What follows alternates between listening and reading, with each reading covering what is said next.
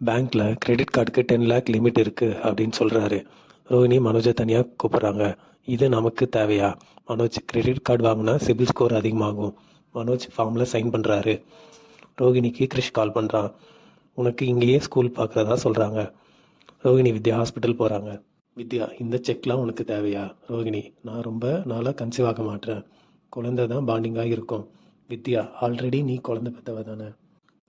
மீனா சீதாவை கூட்டிகிட்டு ஹாஸ்பிட்டல் வராங்க.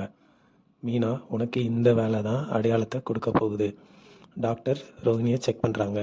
நீங்கள் ஃபிட்டாக இருக்கீங்க. நீங்கள் ஸ்ட்ரெஸ்ஸாக இருக்கீங்களா? ரோஹிணி, ஆமாம், கொஞ்சம் ஃபேமிலி இஷ்யூஸ்.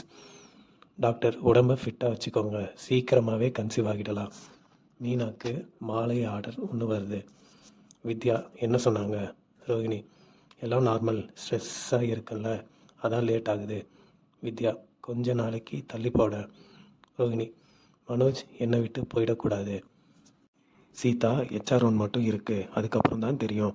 மீனா, அது முடிய லேட் ஆகுமா? சீதா, நீ கிளம்பாக்கா.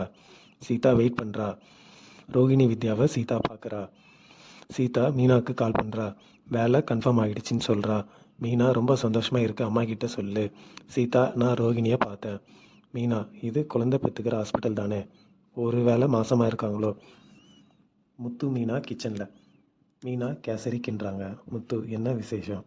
மீனா, நீங்கள் ஆளுக்கு போங்க, நான் சொல்கிறேன். எல்லாரும் கேசரி சாப்பிட்றாங்க. விஜயா, இப்போ எதுக்கு கேசரி தர? மீனா, ரோஹிணிக்காக.